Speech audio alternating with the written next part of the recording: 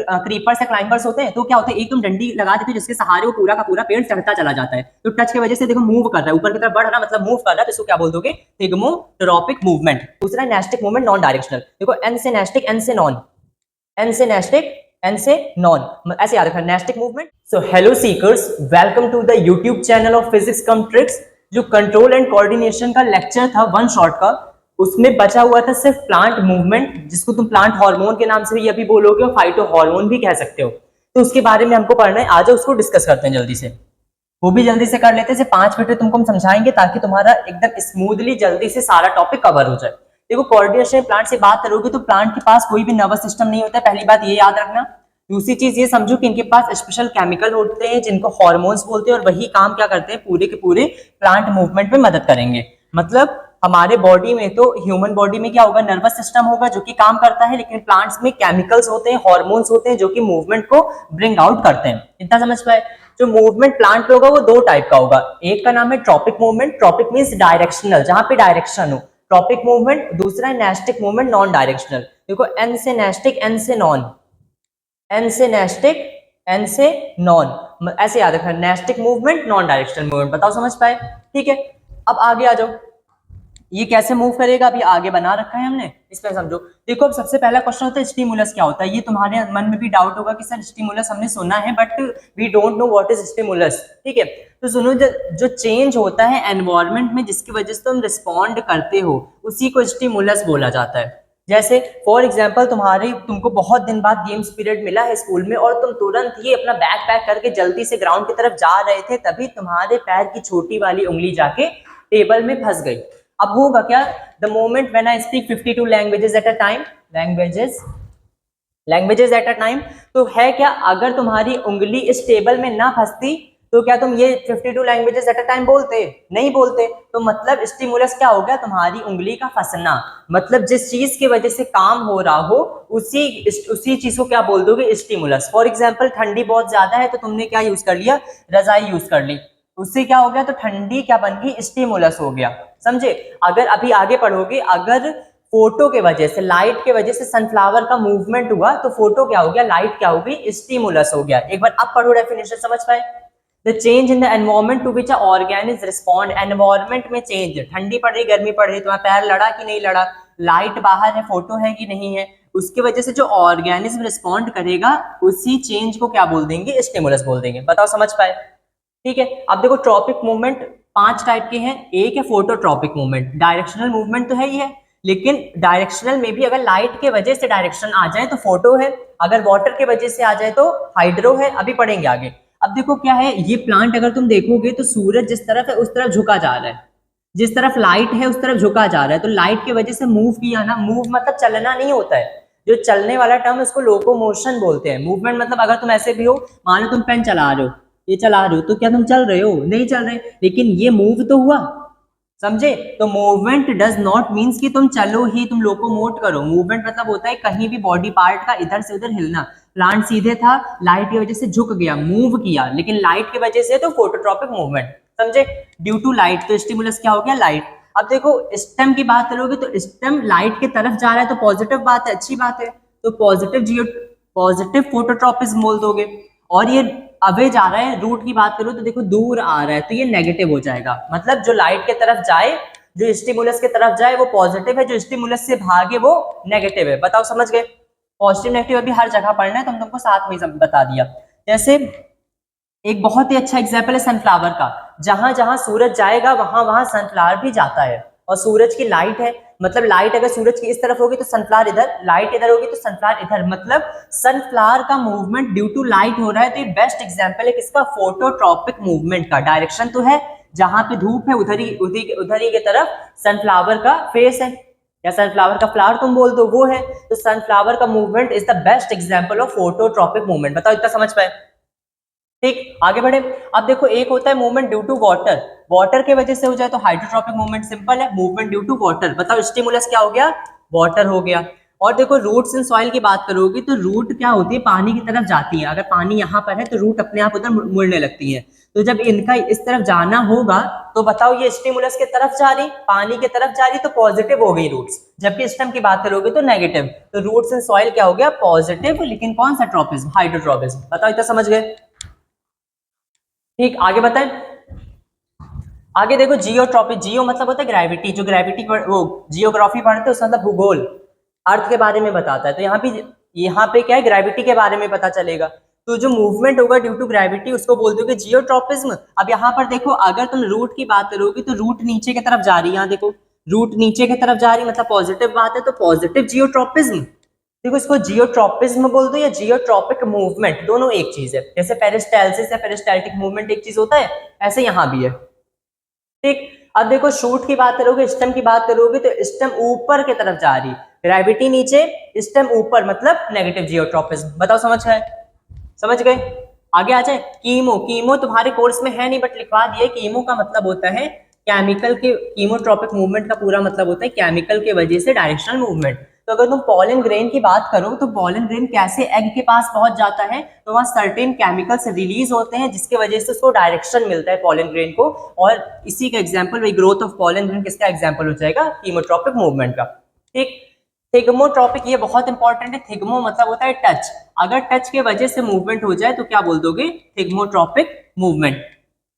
Touch के वजह से अगर मूवमेंट हो जाए डायरेक्शनल तो क्या बोलोगे, थिग्मोट्रॉपिक मूवमेंट। ये कैसे, ये तुमने पेड़ कभी देखा होगा, जैसे क्रीपर्स या क्लाइंबर्स होते हैं तो क्या होता है, एक तुम डंडी लगा देते हो जिसके सहारे वो पूरा का पूरा पेड़ चढ़ता चला जाता है।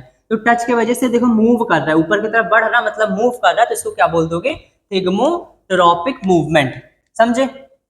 अब देखो नेस्टिक मूवमेंट, नेस्टिक मतलब नॉन डायरेक्शनल मूवमेंट, इसमें बस एक ही पढ़ना है, थिग्मोनेस्टिक मूवमेंट, टच के वजह से नॉन डायरेक्शनल मूवमेंट। अब नॉन डायरेक्शनल कैसे, डायरेक्शनल तो भी क्लाइंबर तुम पढ़े हो, ये तो तुम्हें मालूम है, but what about the non directional sir?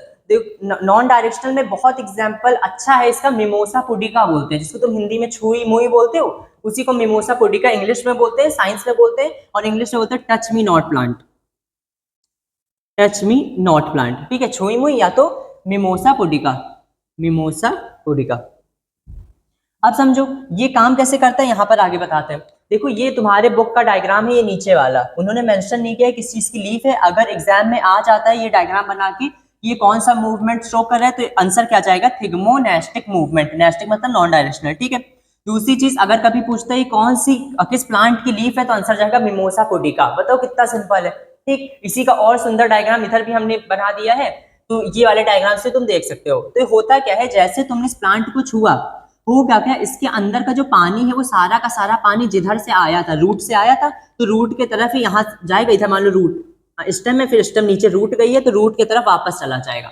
मतलब समझो जो भी जैसे तुम इसको टच करोगे तो होगा क्या, इसका पानी नॉन डायरेक्शनली, मतलब डायरेक्शन नहीं देखेगा कि मुझे इसी तरफ जाना है, जिधर से रास्ता मिला उधर से नॉन डायरेक्शनली मूवमेंट करते हुए कहाँ पहुंच जाता है, रूट, मतलब वापस पहुंचेगा, एकदम रूट में नहीं चला जाएगा, रूट के तरफ जाने लगता है, रूट में नहीं पहुंचता है कंप्लीटली। ठीक, यहाँ पे देखो पढ़ो, non directional movement due to touch. अगर तुम टच ना करते छुई मुई प्लांट को तो वो ऐसा मूवमेंट ना करता, तो टच के वजह से मूवमेंट हुआ, इसीलिए नाम है थिग्मोनेस्टिक मूवमेंट। और ड्रॉपिंग, इसका क्या है, dropping of leaves of mimosa pudica, जैसे तुम इसको छुओगे उसकी लीव्स ड्रॉप होने लग जाएंगी। कभी कभी ड्रूप टर्म भी यूज होता है। ठीक है, अब आज फाइटो हॉर्मोन्स पे देखो 5 मिनट में कंप्लीट कर लिया पूरा प्लांट वाला पार्ट। ठीक है, प्लांट वाला मूवमेंट का पूरा पार्ट 5 मिनट में कंप्लीट कर लिया। अब आज हार्मोन, इसको आराम से करते हैं। हार्मोन देखो, प्लांट हार्मोन को ही बोलते हैं फाइटो हार्मोन। कभी कभी एग्जाम में लिख के आता है what do you understand by phyto hormone, तो बच्चे पढ़ते हैं यार कि उनको तो ये टर्म मालूम ही नहीं है, फाइटो पढ़ लिया। फाइटो एक्चुअली कुछ है नहीं, it's all about plant. Phyto means plant. ठीक है, जैसे फाइटोफेगस होता है, ऐसे ऑर्गेनिज जो कि प्लांट को खाकर जिंदा रहे, फाइटोफेगस। समझ पाए? तो फाइटो मतलब प्लांट होगा। अब देखो फाइटो हार्मोन्स, जैसे हमारे बॉडी में भी स्पेशल केमिकल निकलते हैं, ऐसे प्लांट में भी जो हार्मोन निकलेंगे वो भी स्पेशल केमिकल होंगे, जो कि तुम्हारा चैप्टर कंट्रोल एंड कोऑर्डिनेशन है उसमें मदद करेगा। ठीक है, जो प्लांट हार्मोन की बात करो तो तुमको 5 पढ़ने हैं। एक का नाम है auxin, gibberellin, cytokinin, abscisic acid और इथाइलिन। 5 पढ़ने हैं। ये सब इसके स्ट्रक्चर्स हैं, ये सब हायर क्लासेस में जाना तो आराम से पढ़ लेना, ये अभी नहीं पढ़ा लेकिन तुमको दिखा दिया कि ये सारे स्ट्रक्चर्स इनके होते हैं। ठीक है, अब आ जाओ सबसे पहले ऑक्सिन पे। देखो ऑक्सीजन क्या होगा, इसको छाव पसंद है, मतलब अगर धूप इस तरफ से आ रही है, इधर वाले पे देख लो, अगर धूप इस तरफ से आ रही है, सिर पर है धूप तो छाव कहीं है नहीं, तो हर जगह ये छोटे छोटे जो सर्कल है वो हर जगह फैला रहेगा, ऑक्सीजन हर तरफ फैलेगा। लेकिन अगर धूप इस तरफ आ गई तो इसको छाव पसंद है, मतलब ऑक्सीजन इधर पीछे वाले रीजन पे आ जाएगा। इतना समझ गए?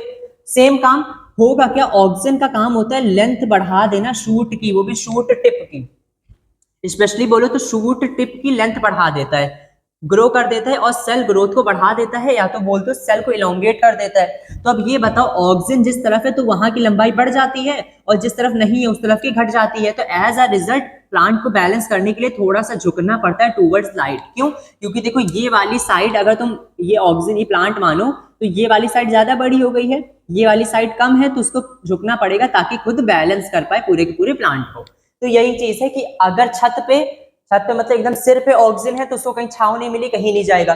अगर साइड से आ रही है धूप तो उसको छांव मिल गई, दूसरे वाले शेडी रीजन में चला जाता है, जिसकी वजह से उस साइड को इलोंगेट कर देता है और एज अ रिजल्ट प्लांट झुक जाता है टूवर्ड्स लाइट। ये इंपॉर्टेंट है, ऑक्सीजन गया अवे फ्रॉम लाइट लेकिन प्लांट झुका टूवर्ड्स लाइट। बताओ समझ गए? कितना समझ पाए? कोई भी डाउट हो तो कमेंट में बता देना, ठीक है, हम उसको बता देंगे कैसे तुमको करना है। अब आ जाओ आगे, जिब्रेलिन। देखो जिब्रेलिन याद रखना कि ये प्लांट की शूट को बढ़ाता है, स्टेम को। डिफरेंस क्या है, ये शूट टिप पे काम करता है, टिप पर, और ये क्या काम करेगा, शूट पे काम करेगा। ये सेल की लंबाई को बढ़ा देता है, सेल इलोंगेशन में मदद करता है। और देखो जी से जिब्रेलिन, जी से मदद करेगा जर्मिनेशन में, ये मत भूलना। ये जिब्रेलिन का स्ट्रक्चर है। साइटोकाइनिन, देखो साइटो मतलब होता है सेल, तो सेल को जो डिवाइड कराएगी उसको बोलोगे साइटोकाइनिन। और सेल डिवीजन जरूरत कहाँ होती है, बर्ड्स में, फ्रूट्स में, वहां पे सेल डिवाइड सबसे ज्यादा होती है। तो देखो साइटोकाइनिन करेगा, प्रोमोट करेगा सेल के डिवीजन को, इंक्रीज कर देगा सेल के इलोंगेशन को, और जनरली कहाँ पे काम करेगा, फ्रूट्स पे, सीड्स पे करता है। तो खैर पूरे बॉडी ऑफ प्लांट पे है, लेकिन जनरली बात करो तो फ्रूट्स और सीड्स पे, क्योंकि वहां पर ज्यादा जरूरत होती है सेल की प्रमोशन की, या तो सेल के फॉर्मेशन की बोल सकते हो। अब देखो एब्सिसिक एसिड, जो एब्सिसिक एसिड है उसी को हम बोलते हैं ABA। ये सबसे अलग हार्मोन है। क्यों है? क्योंकि इसके पहले जितने तुम हार्मोन पढ़े इसे सपोर्ट कर रहे, देखो सेल इलोंगेट करा प्लांट के लिए, अच्छी बात है, ये भी प्लांट की शूट को बढ़ा रहा, अच्छी बात है, ये भी प्लांट की शूट टिप को बढ़ा रहा है, अच्छी बात है। लेकिन जो एब्सिसिक एसिड है वो कब काम करता है, जब प्लांट स्ट्रेस कंडीशन में रहता है, और इसीलिए इसका नाम हो जाता है स्ट्रेस हार्मोन, मतलब ABA is also known as stress hormone. कैसे? जैसे मान लो पतझड़ का सीजन है तो वहां पर पानी कम मिलेगा और अनफेवरेबल कंडीशन हो जाती है, जिसकी वजह से प्लांट क्या करते हैं, अपने पत्तियों को गिरा देता है ताकि वो क्या कर सके, सरवाइव अच्छे से कर पाए। तो उस टाइम कौन सा हार्मोन काम कर रहा होता है, एब्सिसिक एसिड, वही ये सारे काम कराता है। तो करेगा क्या, एब्सिसिक एसिड ग्रोथ को रोक देगा, डोरमेंसी ले आएगा। डोरमेंसी जैसे तुम चना अगर देखो तो चना, जो सूखा चना होता है ना, उसको पानी में डालो तो फिर फूल जाता है। क्यों? क्योंकि वो जिंदा होता है चना, समझे? जिंदा मतलब लिविंग होता है, उसमें कुछ कंटेंट ऑफ वाटर रहता है। तो यही जो डोरमेंट कंडीशन, इसी को बोल दी जाती है कि इनएक्टिव फॉर्म, जब तक वो ऑर्गेनिज्म, या तो वो चना बोल दो या वो प्लांट अपने आप को मेंटेन कर पाए। तो पतझड़ में क्या होता है, प्लांट जैसे लगते हैं कि एकदम उनकी पत्तियां झड़ गई हैं, लेकिन वो लोग जिंदा तभी भी होते हैं, बस इनएक्टिव होते हैं। तो उसी पीरियड ऑफ टाइम को डोरमेंसी बोलते हैं। तो एब्सिसिक एसिड क्या ले आता है, डोरमेंसी ले आता है, और साथ में पत्तियों को भी गिरा देता है, तो विल्टिंग ऑफ लीव्स है। एक और चीज याद कर लो, जो एब्सिसिक एसिड है जब ये काम कर रहा होता है तो इनमें से कोई भी हार्मोन जनरली काम नहीं करते हैं। ये देखना होता है कि प्लांट में कैसा फेवरेबल कंडीशन है कि अनफेवरेबल कंडीशन है, लेकिन जब ये काम करता है तो बाकी के हार्मोन के फंक्शंस को रोक देता है, तो इसीलिए इसको इनहिबिटर बोला गया। ये सारे क्या थे, प्रोमोटर अच्छा कर रहा था प्लांट के लिए, अच्छा इलोंगेट कर रहा था प्लांट को, ये भी इलोंगेशन में मदद कर रहा है, प्रोमोटर है। लेकिन ये क्या इनहिबिटर है। इनहिबिटर क्यों? क्योंकि ये प्लांट की ग्रोथ को रोक रहा है, लेकिन काम ये भी अच्छे के लिए करता है। क्यों? ताकि प्लांट अच्छे से सर्वाइव कर पाए, ठीक है। अब एक और है इथाइलिन। इथाइलिन को भी बोलते हैं गैसियस पीजीआर। पीजीआर आप कहोगे सर क्या है, तो PGR is nothing but phyto hormone. P मतलब होता है प्लांट, जी मतलब होता है ग्रोथ, और आर मतलब होता है रेगुलेटर। तो जो प्लांट के ग्रोथ को रेगुलेट करे, मतलब वही प्लांट के हार्मोन, तो उन्हीं को बोलते हैं पीजीआर। तो अब चाहे तुम प्लांट हार्मोन बोलो, चाहे फाइटो हार्मोन बोलो, चाहे पीजीआर बोलो, तीनों चीजें सेम है। तो इथाइलिन सुनो, इथाइलिन प्रोमोटर भी होता है और इनहिबिटर भी होता है, इसीलिए उसको बोलते हैं मल्टी फंक्शनल हार्मोन। इथाइलिन एक गैस है जो कि प्रोमोटर भी होती है, इनहिबिटर भी होती है, इसीलिए उसको बोलते हैं, उसके मल्टी फंक्शन है। और वो मदद किसमें करते हैं? राइपनिंग ऑफ फ्रूट्स में। तुमने देखा होगा पहले क्या होता है, पपीता वगैरह कच्चा होता है तो उसको एक न्यूज़पेपर में लपेट देते हैं। तो क्यों लपेटते हैं? क्योंकि न्यूज़पेपर क्या करेगा, जो भी फल होते हैं वो अपने अंदर से क्या निकालते हैं? Ethylene gas. अब ये गैस है तो होगी क्या? उड़ जाएगी। उड़ ना सके इसीलिए तुम उसको न्यूज़पेपर से कवर कर देते हो ताकि गैस अंदर ही रहेगी और मदद इसमें करेगी राइपनिंग ऑफ फ्रूट्स में। और कभी कभी क्या होता है, आर्टिफिशियल भी राइपनिंग कराना होता है तो इथाइलिन के इंजेक्शन वगैरह आते हैं जो कि प्लांट्स को नहीं सॉरी फ्रूट्स को दिए जाते हैं ताकि फ्रूट जल्दी पक जाए। ठीक है। और देखो प्रोमोटर इनहिबिटर दोनों की तरह काम करेगा, इसीलिए मल्टी फंक्शनल है। इतना समझ पाए? ठीक है, इतना ही है तुम्हारे प्लांट वाले कोर्स में, कंट्रोल एंड कोऑर्डिनेशन। कोई भी डाउट हो तो कमेंट सेक्शन में बताओ। ठीक है, और जल्दी से जल्दी इसको शेयर कर दो, जितने भी तुम्हारे दोस्त हैं सबको शेयर कर दो। और चेकआउट कर लो उसको, वीडियोस को जिसमें डायग्राम्स बताए गए हैं, क्योंकि डायग्राम्स वाला जो पार्ट है वो तुम्हारा पूरा ट्रिक से कवर किया गया है, क्योंकि फिजिक्स कम ट्रिक्स का चैनल है, इसीलिए जो डायग्राम वाला पार्ट है वो पूरा का पूरा ट्रिक से है। Trick for human brain, diagram of human brain है ना, tricks to make the diagram of human neuron, tricks to make the diagram of reflex arc. अभी ये तीनों वीडियो लेक्चर्स डाले हैं, चेकआउट नहीं किए तो जाओ चेकआउट कर लो। लाइव पे भी कुछ वीडियोस पड़ी, वो भी चेकआउट कर लो। ठीक है, कमेंट करना जैसा भी लगाओ। इतना ही करेंगे आज।